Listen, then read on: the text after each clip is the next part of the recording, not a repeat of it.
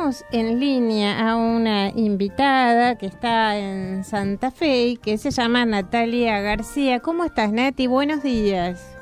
Hola, buenos días a todos. Sí, muchas gracias por el llamado, Elena, por la invitación a charlar un ratito.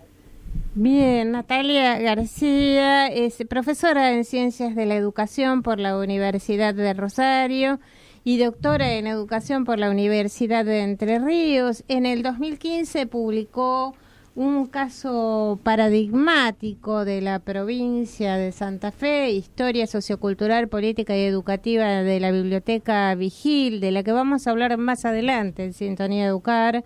Ha realizado una investigación postdoctoral entre el 2013 y el 2015 en la Facultad de Humanidades y Artes de la Universidad de Rosario, que comprende casos vinculados a la desaparición forzada de personas y de la persecución político-ideológica en instituciones educativas, públicas y privadas, además de revelar la delación y las modalidades aplicadas en diferentes zonas de Santa Fe.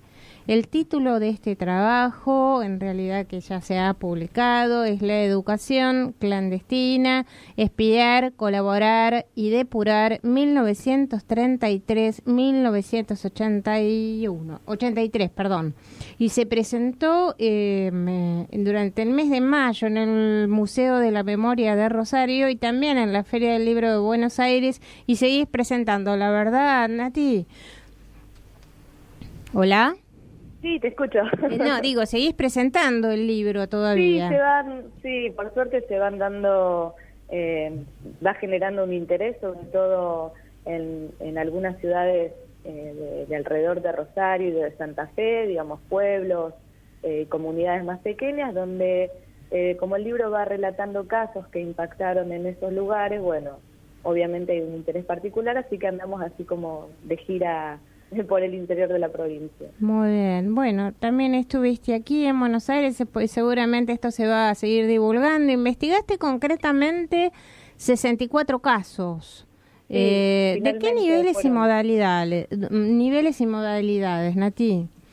Y lamentablemente, a excepción del nivel inicial, donde no se registraron casos, lo cual no significa... Menos mal. Exactamente.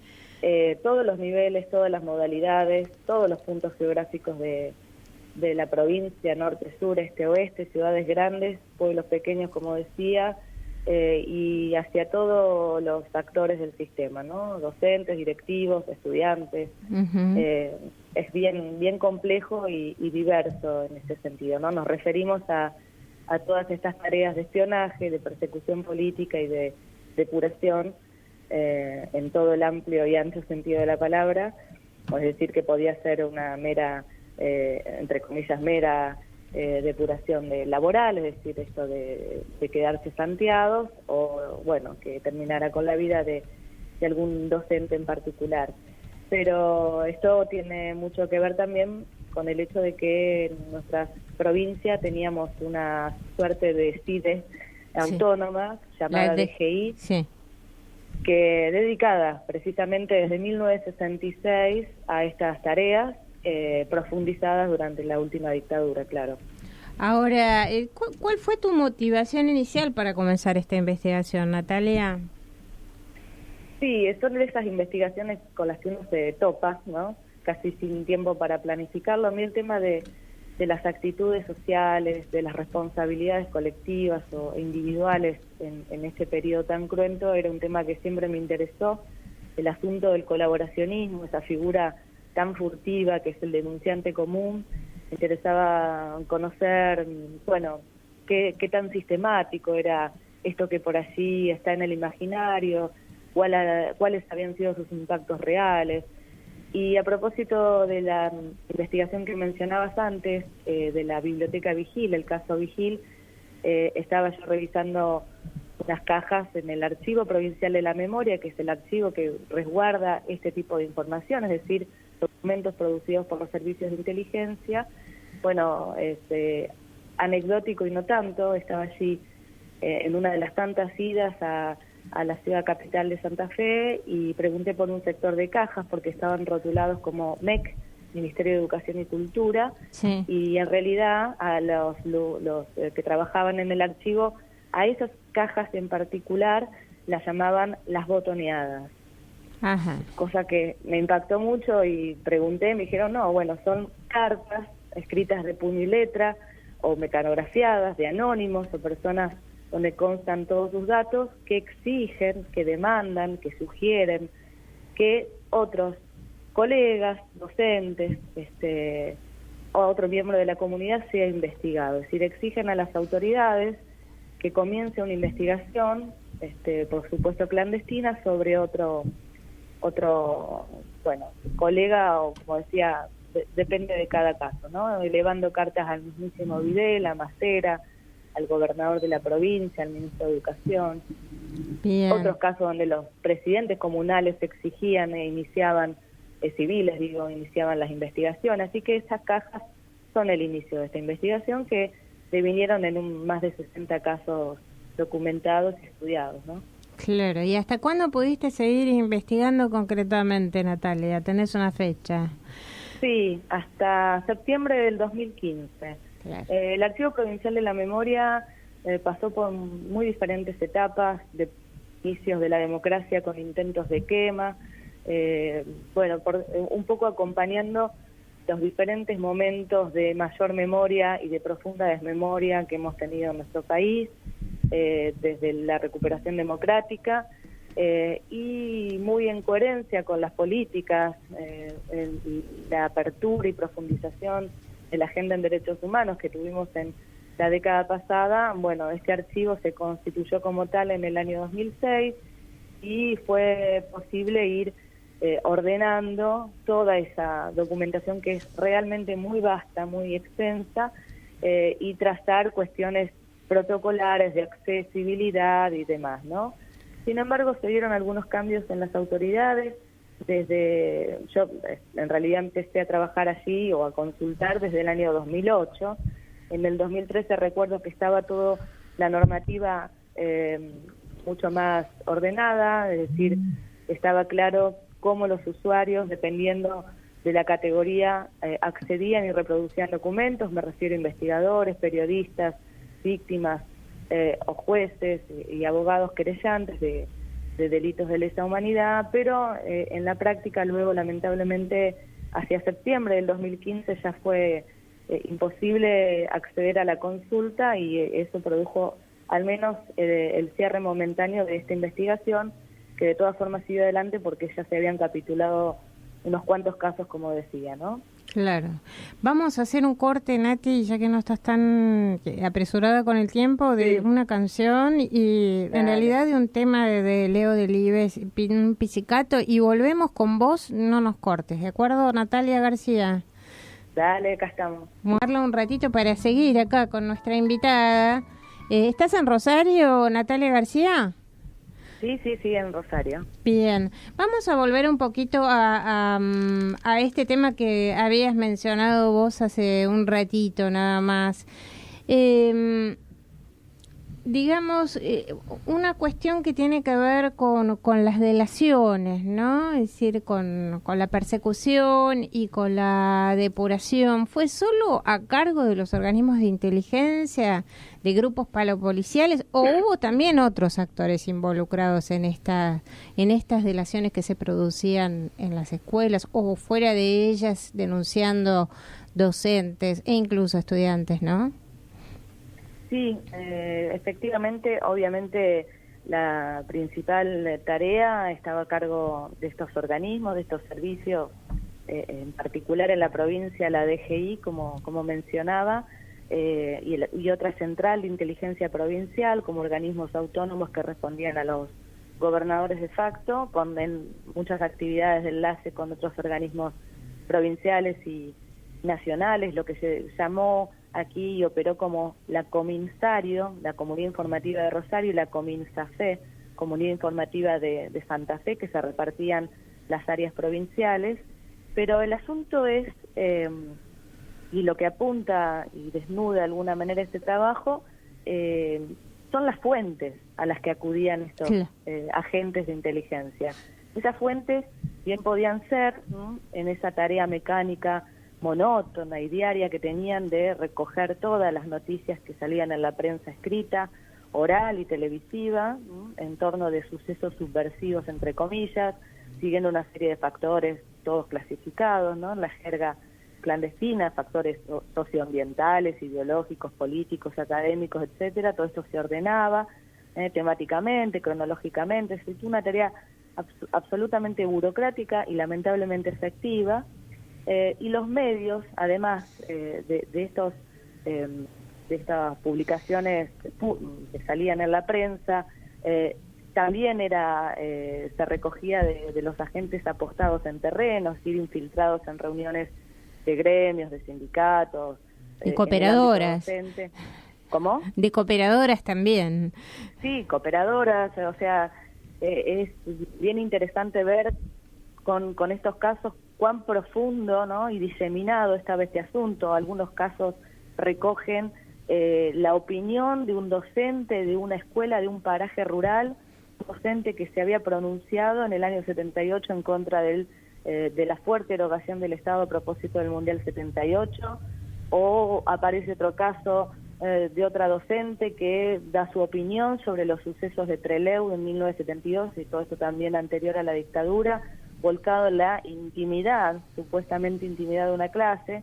Eso es muy común en estos casos, se observa, y hay un tercer, ¿no?, fuente de recursos, de información y de aportación de datos, que son personas comunes, civiles, que en ese terreno al que van, como les llama, es decir, el vecindario de esta persona sobre la cual quieren saber, sobre su pasado político, militancia, el vecindario, su lugar de trabajo, y de ahí recogen mucha información. Y también están estas otras delaciones proactivas, que las llamo yo, donde directamente alguien escribe a las autoridades, diversas autoridades, para que se inicie una investigación. Es decir, en algunos casos no estaba en el foco, ¿no?, en el blanco, en el radar de los servicios de inteligencia, y lo pone a sí mismo otra persona, ¿no? Claro, y así envía las cartas. Y también interesante esto que vos contás de docentes que fueron prescindibles, digamos, al sistema, y que envían cartas a las autoridades también para para recuperar sus cargos, ¿no? Diciendo que ellos aman la patria y que están de acuerdo con el proceso de reorganización nacional, y que entonces deben volver a sus cargos porque en realidad ellos no tuvieron nunca ninguna participación política. Y bueno, esto creo que es muy, muy llamativo realmente, los casos que vos mencionas acá en el libro, ¿no?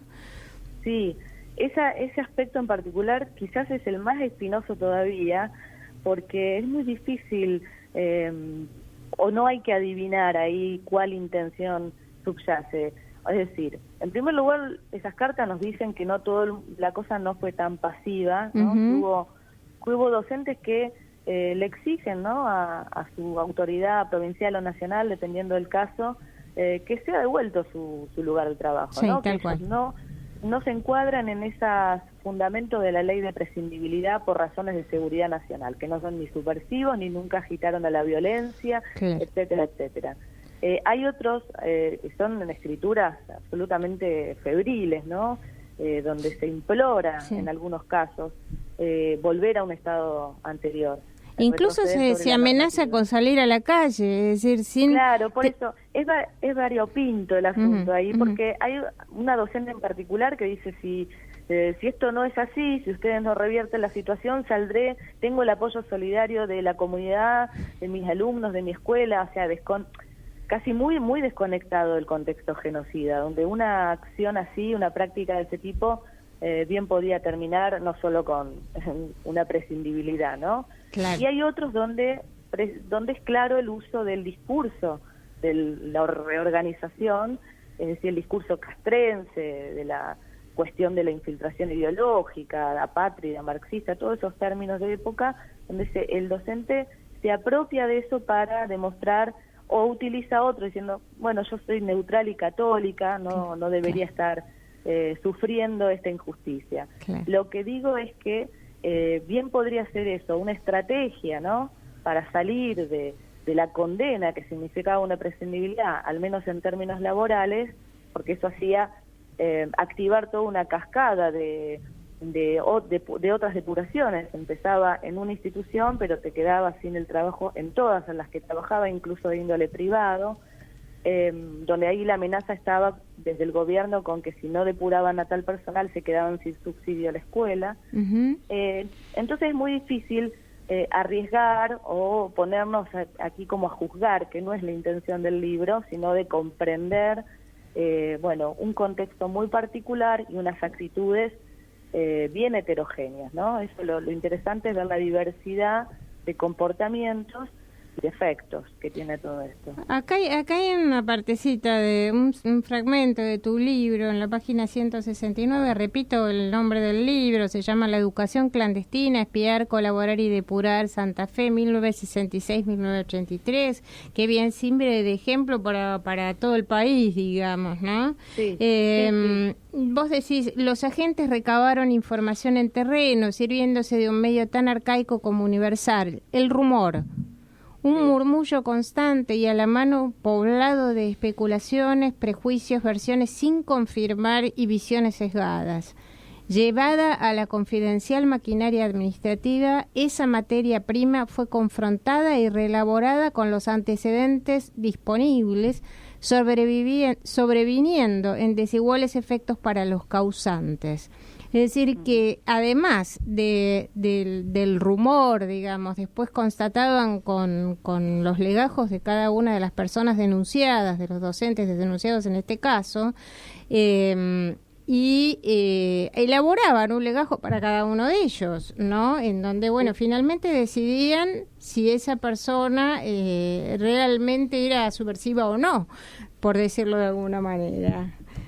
Sí, claro, hay incluso esto de la subversión tiene a su interior otras subcategorías, hay algunas que incluso son un tanto cómicas como el criptocomunista, sí. que es alguien como que está disfrazado o disfraza su empatía hacia el comunismo, ¿no?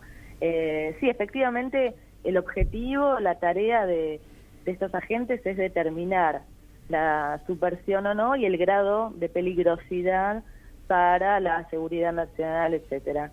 El rumor es sin duda la primera fuente de la cual materia prima, como decía allí, y después aparece, es raro que lo digan estos términos, pero casi una suerte de responsabilidad por parte de los agentes, es decir, no se conforman con esta cuestión, porque también hay muchos casos donde lamentablemente las delaciones poco tienen que ver con, es decir, directamente están relacionadas con ajuste de cuentas personales, sí. ¿no? Eso es terrible, sí. Donde alguien se quiere quedar con el cargo de otra persona o tiene un asunto, un conflicto en particular con otra y va, instalando la sospecha de esa otra persona y esto, puede desencadenar o no en algo más, pero son medianamente conscientes los agentes de esto, entonces realmente se ocupan de ver esta cuestión. Inmediatamente hay que aclarar algo de partida, una aclaración profundamente ética. Los contenidos, las descripciones, sobre todo las adjetivaciones que se vuelcan en estos documentos, disparan muchos debates, ¿no? El tema de lo que se decía y cómo se insultaba finalmente de diferentes maneras, porque no solo aparecen cuestiones de orden ideológico, sino que hay afrentas contra la orientación sexual de las personas, etcétera. Las formas en que eran categorizadas deben ser puestos muy entre comillas. Yo eso lo aclaro de un principio, yo no le estoy dando entidad de verdad a lo que se dice allí sobre otra persona. Claro, no. Eso está muy claro en el libro, Natalia. Yo creo que hubo muchísimas cuestiones que no tenían que ver puramente con lo ideológico, sino que tenía que ver con ajustes de cuentas o incluso con robo de dinero en una comunidad por parte de un funcionario, y entonces, bueno, hubo diferentes motivos. Yo te quería preguntar, porque el tiempo se nos va terminando, claro. ¿Cómo pensás seguir? ¿Vas a seguir con este tema? ¿Pensás realizar otra investigación? ¿Cómo es tu continuidad en relación a esto? Bueno, algunos casos me quedaron fuera del libro por razones de espacio, así que es posible que ahora las vuelque en otras publicaciones, más ligados al campo académico. A mí me interesaba que esto fuera un libro para que tuviera mayor divulgación. Me parecía que son temas que interesan a la sociedad más allá del estricto campo de la historia reciente de la educación. Y después, por ahora, disfrutando un poco de lo que pasa con este libro, como en los otros días, que en una ciudad cercana, aquí que se llama Las Rosas, fue muy cómico porque el libro llegó antes que yo, donde iba a presentarlo, y circuló entre los vecinos, y a pesar de todos los protocolos que se tienen de cuidado de no revelar los datos de las personas de las que se hablan, ellos se reconocieron enseguida, y fue casi como un acto de reparación después de 40 años, donde, bueno, esos profesores fichados, como se decía, bueno, se reconocieron, como decía, y pudieron contar su historia, o la verdadera historia, y no lo que así se había volcado por parte de un policía de inteligencia que operaba en ese momento. Exactamente, así que va como teniendo esos ribetes muy muy singulares el libro, y bueno, seguiremos, no sé si con la temática de dictadura, porque fue un libro muy difícil.